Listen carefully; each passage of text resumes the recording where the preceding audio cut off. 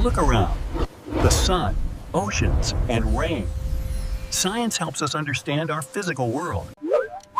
We can measure length, time, and temperature. There's our physical quantities. But love or beauty? Imagine measuring with your foot. Everyone's foot size is different, causing major confusion. That's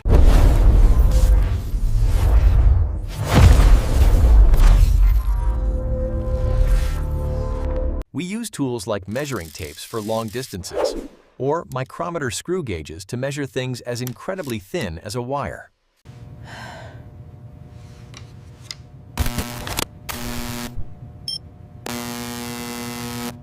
This brings us to a crucial difference. Precision is how close measurements are to each other, while accuracy is how close they are to the true value. To handle this uncertainty, scientists use significant figures to record only the most reliably known digits. Master your measurement